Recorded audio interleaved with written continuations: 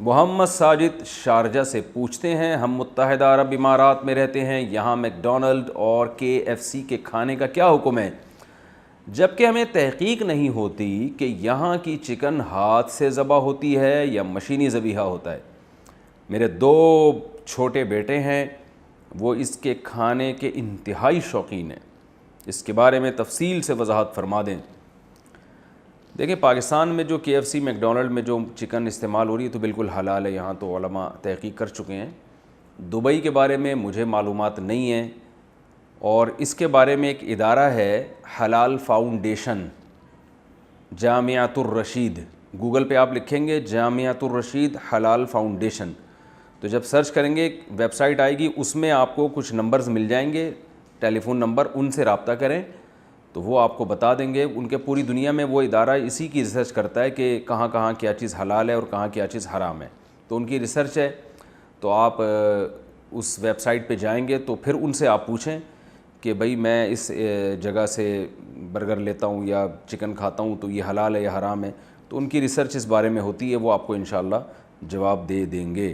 میں اس لیے جواب نہیں دیتا کہ وہ حالات تبدیل بھی ہوتے رہتے ہیں، بعض دفعہ ایسے ہوتا ہے کہ ایک چکن آج حرام ہے لیکن کل وہ پروسیس ان کا چینج ہو جائے، تو اس لیے یہ ادارہ باقاعدہ بنا ہی اس لیے کہ دنیا میں اس نے نظر رکھی ہوئی ہے کہ کہاں کہاں کیا کیا چیز پبلک کو کھلائی جا رہی ہے۔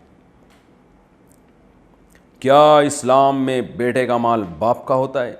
تیمور احمد کراچی سے، اسلام میں بیٹے کا جو مال ہوتا ہے وہ کیا باپ کا مال ہوتا ہے؟ اگر بیٹے نے کہیں خرچ کرنا ہے اور باپ منع کرے تو اس سلسلے میں کس کی بات چلے گی؟ دیکھیے، اصل میں تو اسلام میں یہی ہے کہ اسلام شخصی ملکیت کا قائل ہے کہ جو جس کا مال ہے وہی مالک ہے اس کا۔ البتہ ایک حدیث میں آتا ہے انت و مالک لابیک، آپ صلی اللہ علیہ وسلم نے بیٹے سے فرمایا تو بھی اور تیرا مال بھی تیرے باپ کا ہے۔ تو یہ ایک اخلاقی تربیت دی ہے کہ بیٹے کو یہ سمجھنا چاہیے کہ بھئی میرے پر تو ساری زندگی باپ نے خرچ کیا، میں جو آج اپنے پاؤں پہ کھڑا ہوں باپ کی وجہ سے کھڑا ہوں، تو اپنے مال کو وہ یوں سمجھے کہ جیسے یہ ابا کا مال ہے۔ لیکن حقیقت یعنی قانون یہی ہے کہ بیٹے کا مال بیٹے کا ہے، باپ کا مال باپ کا ہے، الگ الگ مال ہیں یہ۔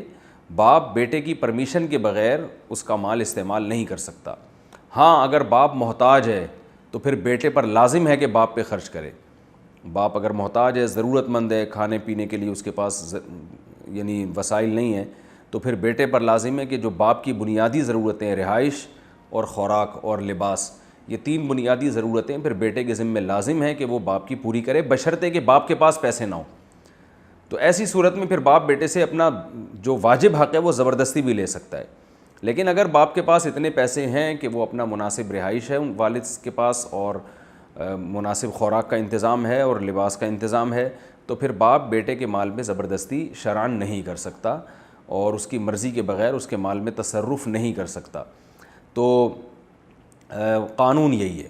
وہ نبی صلی اللہ علیہ وسلم نے البتہ اخلاقی طور پر جو اولادوں کی تربیت کی ہے، اولادوں کو سمجھایا، وہ یہی ہے کہ بھئی قانون کو مت دیکھو، بس باپ کے باپ ہونے کو دیکھو۔ تو ابا کو جو ہے نا اس کے بارے میں ظرف کو کشادہ رکھو، ابا اگر آپ سے پیسے مانگتے ہیں تو دے دیا کرو، بس یہی سمجھا کرو یہ ابا کے ہی پیسے ہیں۔ یہ اخلاقی تربیت ہے، قانون نہیں ہے۔ قانون وہی ہے جو میں نے بتا دیا کہ نہ باپ بیٹے کے مال پہ زبردستی لے سکتا ہے اور بیٹے کے مال کو، اور نہ بیٹا باپ کے مال کو زبردستی لے سکتا ہے۔ دونوں کا مال الگ الگ ہے اور ایک دوسرے کی طیب خاطر کے بغیر یہ مال استعمال نہیں کر سکتے۔ تو اس قانون کی روشنی میں لا یہی ہے کہ بیٹا اگر اپنے مال سے کچھ خرچ کرنا چاہے تو باپ اس کو زبردستی روک نہیں سکتا۔ لیکن اخلاقی بہرحال اخلاقیات کا تقاضا یہ ہے کہ باپ اگر منع کر رہا ہے کہ بیٹا تم یہاں خرچ نہ کرو، تو بیٹے کو چاہیے کہ وہ مان جائے باپ کی بات، جبکہ باپ کی بات میں کوئی خیر بھی ہو اور باپ بلا وجہ خام خواہ میں ضد میں بھی نہ کر رہا ہو، تو ابا کو زیادہ پتہ ہوتا ہے، ان کا تجربہ بھی زیادہ ہے اور وہ آپ کے خیر خواہ بھی زیادہ ہیں، اس میں خوش بھی ہو جائیں گے، تو کم از کم خوش کرنے کا ثواب تو مل جائے گا نا۔ تو یہ ثواب کوئی کم درجے کی چیز نہیں ہے۔